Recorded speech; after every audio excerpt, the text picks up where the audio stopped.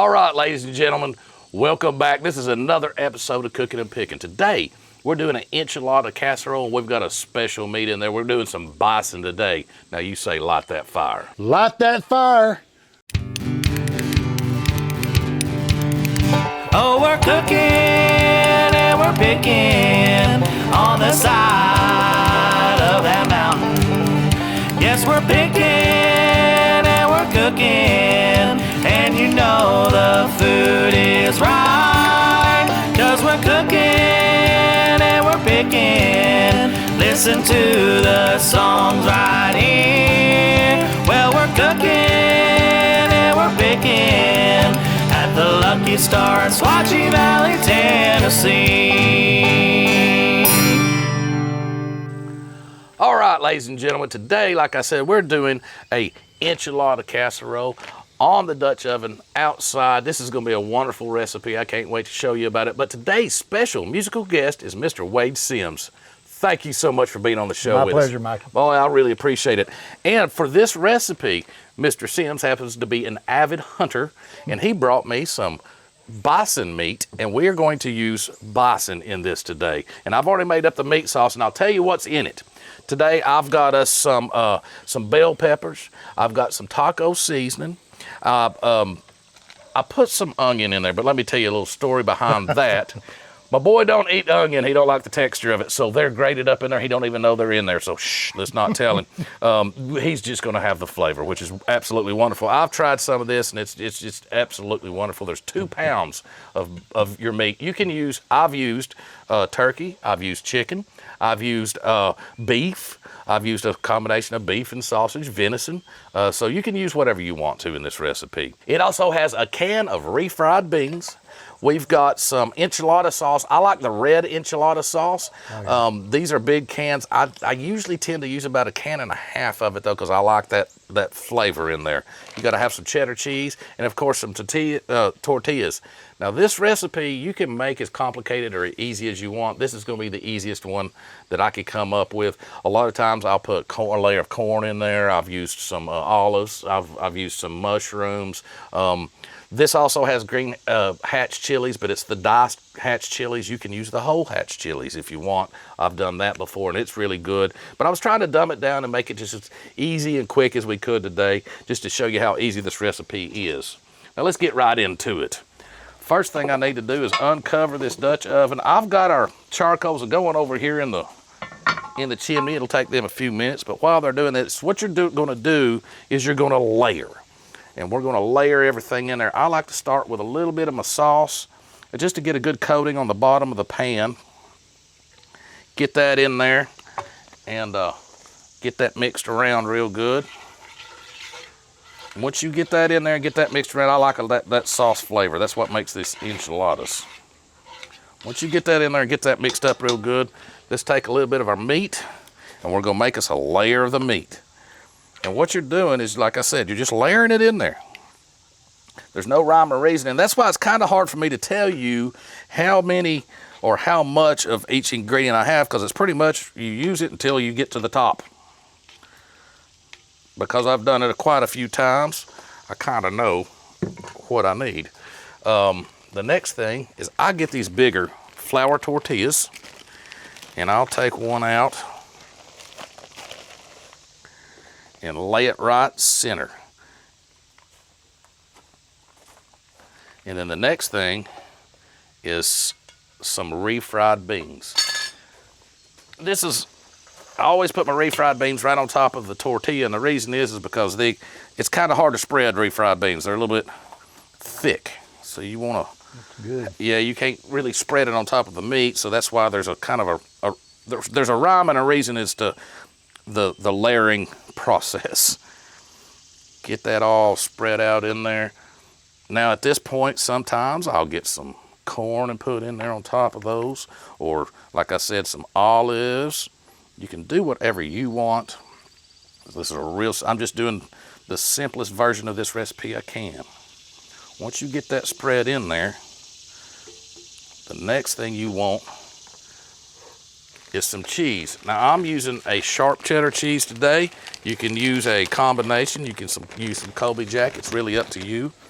I like the sharp cheddar flavor. And you can never have too much cheese on anything. No, never. That's like bacon. Bacon will make an apple pie taste good, you know? Exactly. It will. Get you plenty of cheese in It there. looks great, Mikey. Oh, we're not even there yet now. The wife told me to ask you about the recipe, by the way. So, she really did, so it's cool. I said I will. Well, and I'll tell you guys a story. When these guys come on to do my show, I always ask them, is there anything you're allergic to? Is there anything you don't like? And of course, Wade told me he don't like the texture of onion. So I said, okay, well, this recipe really needs some onion in there because he liked the flavor. So that's why I did it the way I did it. I did I actually ground it up or shredded them up with a shredder so that you don't have that texture. But you still got that beautiful flavor. Kind of like a chalkboard to me, you know? I got you. Like somebody scratching the chalkboard. I got you. As long as I don't see it, I'm okay. There's certain things that I don't like myself. And to me, like, you know, a lot of people, are you a coffee drinker? I am, yeah. I cannot drink coffee. Really? And Wow. I cannot stand the smell of coffee. And that's what people like about it. And I just cannot handle it. I even like my cigars to taste like coffee. Oh, I can. It's great. Dark roasted, though. So everybody's a little different. Yep. Everybody's a little different on their flavors and all. Now we're back to the meat. There's another layer of the meat. And I like to call this a meat sauce because, like I said, I did this the night before. Use that taco seasoning. You get the little packages of the taco seasoning in the grocery store, the small packages, and they call to use a package per pound. And this is 2 pounds of meat, so I've got 2 packages of the taco seasoning in there. Oh yeah, it's starting to layer in there good. Mm-hmm. Now we're back to these. It's the same thing over and over till you get to the top. And of course, the last layer that you want on there is the cheese, because you want that cheese to have that good melted cheese all down in it. Oh yeah. And as far as condiments goes, you can put you some sour cream on this when you eat it, or you just eat it like it is. You don't need anything. I'm telling you, it's a good recipe. Get the beans spread out on there. You can see why I've put the beans on top of the tortillas. It's kind of hard to get it spread out. You don't want to try to do that on top of the meat or anything like that. That looks great, Mikey. Oh, I'm getting there with it. I'm getting hungry. Hey, it won't take long. The longest part of this recipe is doing the meat sauce, and like I said, I did that last night, so it gave it time to meld all together. And that's, of course, when you're doing a show like this, it's hard to do that, and that's the reason I did that. But those hatch chilies in there, and I actually put a little bit of rotel in there also, just to give it some more texture. But it turned out really, really, really good. All right. All right, when you get that in there, that's time for some more cheese. And there's no rhyme or reason how I'm doing this. I like a lot of cheese. As far as I'm concerned, every other layer can be cheese. Yeah. I love it. Oh, yeah. That looks great. Oh, we're getting there. We're getting there. This is a short 12-inch Dutch oven, so you want to keep it down off the top a little bit. So I can see us doing, let's see how much more of this meat we've got. It looks like I'm going to have a little bit left over on the meat, which is fine. But you want plenty in there. Mm-hmm. Now, I've done enchiladas where you actually do the enchiladas where you roll them up and pour the sauce on top. Mm-hmm. And that's all good and everything, but this is just so easy to do, especially if you're out camping or you're out in the woods or hunting or fishing or something like that at a hunting or fishing camp. This is the way to do it right here. Oh yeah, this is going to be perfect. Great. This is going to be enough just enough. 2 pounds is just perfect. Get that all. Some leftovers out of this. Oh. Maybe. Oh no, I appreciate it. Yeah. My man, Mr. Wade Sims here, hooked me up. Let me tell you, he gave me some because he's the one that, of course, gave me this bison, and I asked him if I could get some from him, and he said sure. Well, when he met me, he gave me this big old sack, and I didn't even look at it till I got home. Told him I needed 2 pounds. Shoot, he gave me about 6 pounds, so I'll be eating bison for a little while, and I really appreciate it for you doing me that way, buddy. Oh, you're welcome, man. I've got so much in the freezer right now that, Lord. All right, we're gonna do one more tortilla on there. We're about to the top here. I didn't know you could do this. This is great. Not like this. Oh, It's cool. it's fun. We enjoy cooking all kinds of different dishes out here, and this is just one that I don't know why I haven't done it thus far until now. We've done many recipes on the show, of course. Wow. But it just this is one of my favorites. This is one of me and my wife's favorites. The family It's really one of likes mine, this. too. I've never had it like this, but it's I've had it the other ways, but this right here it's interesting to me to do it at the house myself. All right, once I get that in there. Now, the next thing I'm going to do is layer off with a last layer of cheese right on top.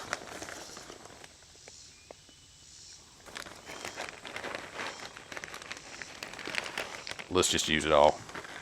Had a baby. That's You what I'm can't go talking wrong about. with cheese. You cannot go wrong. And another thing, like I said, I really like that enchilada sauce, so let's go ahead and put a little extra on top.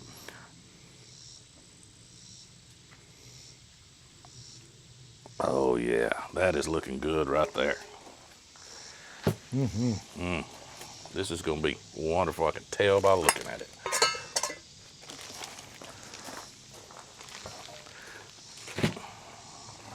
Now, let me get the lid put on it.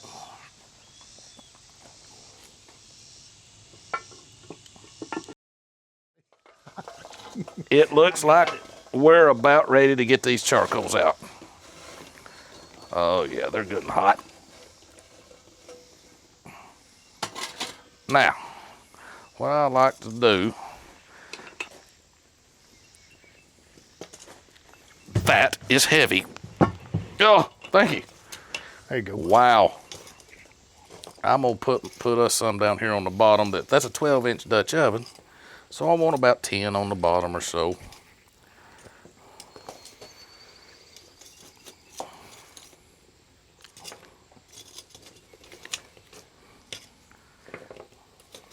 Ooh.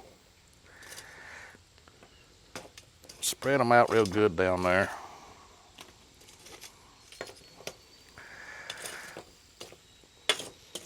Because all we're doing now, that meat is done. I got it, buddy. It's just heavy on my left hand there, buddy. It was tough. Now, as soon as you get done doing that, we're going to put some on the top. Because you're baking now is what you're doing. You're going to bake it. You're going to melt all that cheese on top. So I actually want more on top than I do on the bottom. Just like your oven, you've got heat coming from both directions.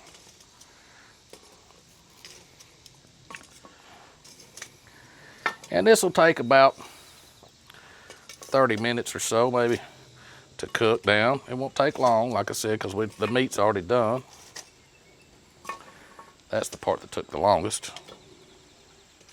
Mixing all that together. Let's put a couple more on there, make sure it's good and hot. All right, while that's sitting there cooking,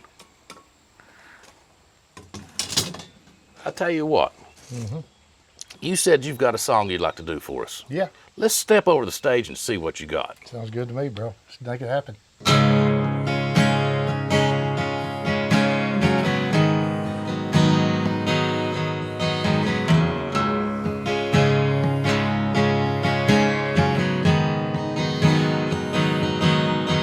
Down a long and lonesome highway, midnight rain coming down. Not real sure where I'm going, just getting the hell out of town. I'm leaving all things behind me that keep pulling at my brain. Ain't no telling what will find me. You see, trouble is my middle name. Midnight rain,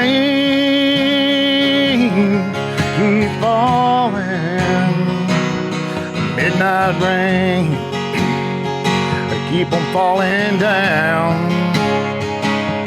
All my troubles, they keep a-calling. Hell, they're calling me to wherever I am.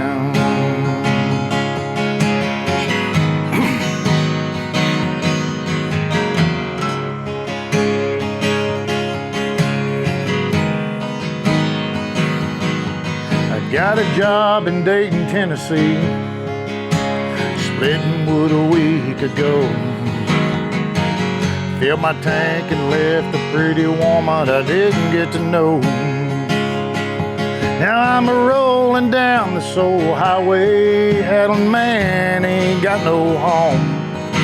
Just the memories of a woman trying to hold to a rolling stone. Midnight rain, keep on falling. Midnight rain, keep on falling down. All my troubles, they keep a-calling. Yeah, they're calling me wherever I am. Now I'm a-heading to the crossroads, hauling such a big load, rocking in the goalpost. Rolling down the highway, taking life my way, Monday on a payday. Raining on the windshield, lights on a green field, nails in the right wheel. Hell, I be singing Willie Nelson, making such a bad scene, just looking for the Nazarene. Oh yeah.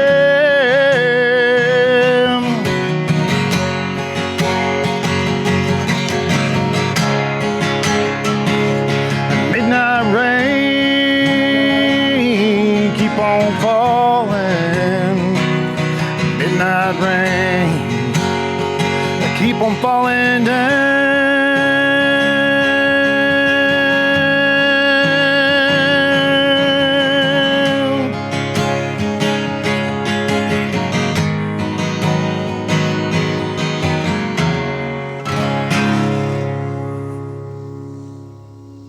Midnight Rain, that was a wonderful song. Yep. Man, that was a great time over at the stage. If you don't mind, while we're waiting on this dish to finish up here, let me ask you a few questions. Shoot away. All right, buddy. Now, you live in the Dayton, Tennessee area. I do. How long have you been over there? Were you a transplant? Did you grow up there? Tell us the story there. Transplant. Transplant. Where'd you come from? I grew up in Bakewell, Shell Creek, Tennessee. Okay. Still the same, kind of the same Yeah, area, same just area. right down the road. Right down the road. Yeah. I got you. Now, and you've been, I've known you for years, and you've played music with you off and on here and there, and we've had some good shows, had some good times. We have, yeah, good time. Tell me, how old were you? When did you actually get into playing music? You really want the truth? Tell me the truth. My father left a guitar to me when I was born. Okay. And until, back in those days, I'm going to tell my age, I just plunked on it, okay? And then wound up breaking every string off of except one. So I pretty much learned the bass lines of every different chord sound. I didn't even know how to tune nothing back then, but as I progressed, growing up as a teenager, I learned how to play, and then I started doing high school shows. Okay. And then from there, I joined the military, and it's in the military, in boot camp, where I found out that I could sing a song pretty good. Oh. In boot camp. And so from there, I got out of boot camp and I went to Virginia, Norfolk, Virginia. And everybody always liked to go down to Virginia Beach where the mall was. And I went in there one day in the mall, and there was kind of like a place you could go and sing in the can. Oh. So I went in there and I sang a couple songs for like, I think $3 back in those days. And it was a couple songs I knew my mom liked. So I mailed that little cassette back then to her. And from there, one day I had bought a guitar in Cannes, France from Hajo. And we were over there, and everybody else was off the ship at the moment, and I was in there playing my guitar, still learning things. And Master Chief of the Navy came by the berth, and he heard me sing and asked me if I would like to start doing ship's company. Oh, nice. So I did that, started doing ship's company, and then Master Chief asked me, Wade, Conway Twitty and Loretta Lynn's coming to France. He said, around Christmas time, would you like to open the show for him? And I went, yeah, yeah. I mean, I said, Well, of course I would. I cut my teeth on Conway Twitty and Loretta. You know, my mom and dad, that's all they listened to was that. But it went from there, started doing that, and then just different shows like that in the military. And then I come out of the service and then joined the local band. Stayed with the local band for probably about a year. Joined a road band, started touring the United States and Canada, and then did that. I did shows with Chris Ledoux, Travis Tritt, Andy Griggs, many of them, many artists, Montgomery Gentry, John Michael Montgomery, just lots, Confederate Railroad, just lots and lots of shows. And then I just left that, and now I started going to Nashville, got a management team together and everything, and started writing songs all the time, and landed a deal or two here and there in town, and that's how it all stemmed from. And I still do my own Well, you mentioned writing songs. Who are some of your influences? Who do you have somebody that you strive to sound like or try to be like, or somebody that you listen to, you know, as far as writer goes? You know, there's a lot of writers out there. I mean, a lot of great writers. I like Danny Green. Mm-hmm. Danny Green is one of my favorite writers. He wrote Fire Away for Chris Stapleton. You know, he wrote that. Danny That's a good one to have on your list. I've worked with Danny, Trent Willman. He wrote some stuff for Cody Johnson. Just done a show with those guys. Chris Hennessy, he's another one that fairly local around here, 10 Mile. But Chris is a great writer and a great singer and a great performer. And he does a lot of work with Jamie Johnson. Okay. And a lot of different other artists. Just got through doing the show with him and Sparky, Mark Macheka from Leonard Skinner. And so, yeah, man, those are probably some of my influences on writers. And you play a lot locally? I do, everywhere they'll listen. Tell these people how can they get a hold of you? Do you have social medias? Do you have web pages? I go through Facebook. I go through my wife's page. She pretty much puts everything out there, and then people just call me. What's it called? What's your... Deidre Hale Sims. Yeah. Deidre Hale Sims, ladies and gentlemen. Check it out. She'll let you know where this young man's going to be. I tell you, I've known this guy for years. He's a great singer. He's a wonderful songwriter, and he puts on a really, really good show. You need to go check him out if you can, because you're not going to regret it. He's absolutely wonderful. I played many shows with him myself, and I've really enjoyed it. Great. Thank you so much. All right, I think this is just about ready. Let's check it out and see what we got. Heck yeah, let's do it.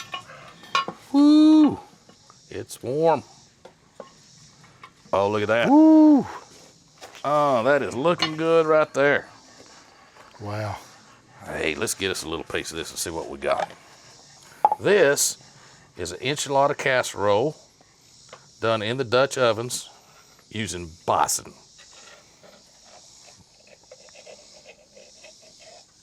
But look at that. Mm-hmm. Oh, lots of cheese. Could have let it cool a little bit longer, but it's fine. It's going to be just fine. Looks great. Oh, I can't wait. Oh, that looks good right there. Grab you a fork there, buddy. Now, there's some sour cream. If you want some, you can. If you want, there's a spoon there. Get you a little bit to stick on there. I think I'm going to try mine just like it is and see what we got. No, I'm good. I'm good. I'll take me a little bite here. You get you a little bite there. Let's see what we got. Oh, look at that cheese just melting off there. This looks good. Oh, yeah. To you, my friend, to you. To you, buddy. See what we got here. Pretty hot, I'd say. Oh, yeah. See what we got.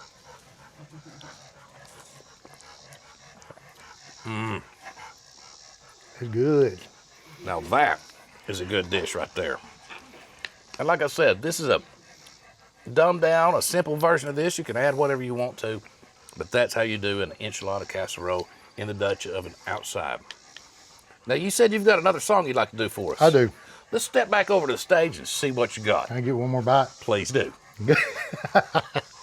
All right, ladies and gentlemen, here on Cookin' Pickin' today, we've had Mr. Wade Sims, thank you so much for being on the show with me. My pleasure, Mikey. It's been a wonderful time. Hey, he brought me some bison, and we did some enchiladas over there on the Dutch ovens, and I think there's still a line of people over there eating it. It was absolutely wonderful, wasn't it? It was great, yeah. It was good. Now, you said you've got one last song you're going to do for us? Yeah, a song I wrote with a buddy of mine about 25 years ago, a song called Felt Like a Fool. Hey, tell us a little bit about it, and the stage is yours. Man, we was just playing one night together in Saudi Daisy, and we went out on the porch of a place I was playing at, and we sat down and we wrote this song in probably within 30 minutes, and it's kind of stuck along with me. So yeah, I'll give you a taste of it. It's a song called Felt Like a Fool.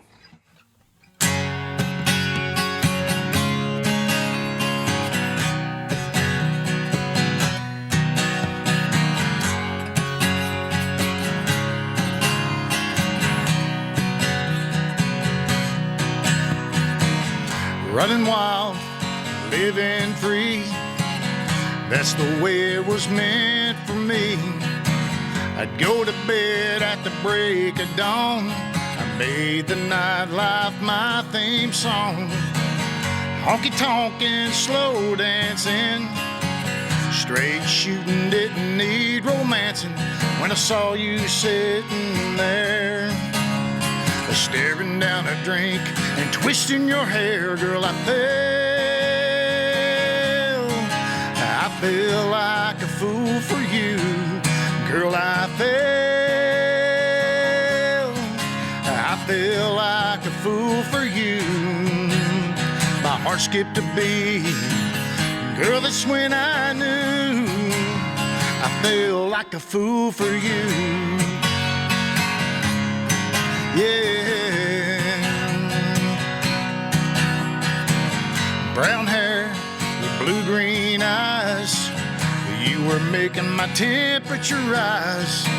I had to know if I had a chance, so I asked if you'd like to dance. You took my hand, we hit the floor. Girl, I never felt like this before, and I didn't think I'd see the day that a woman would get to me that way. Girl, I feel like a fool for you. Girl, I feel like a fool for you. My heart skipped a beat, girl, that's when I knew I feel like a fool for you. Yeah, I feel like a fool for you.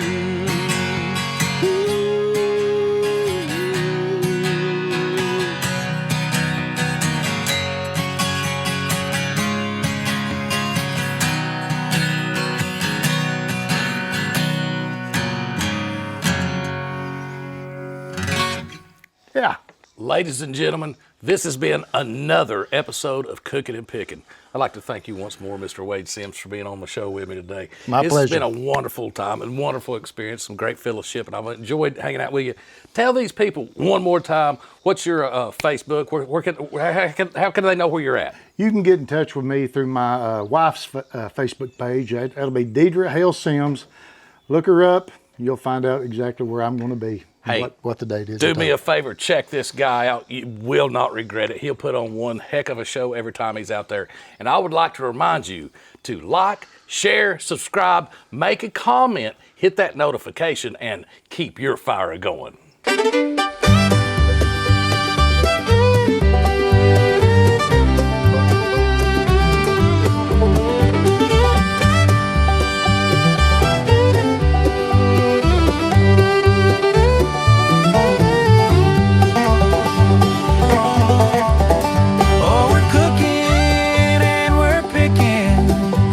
Side of that mountain.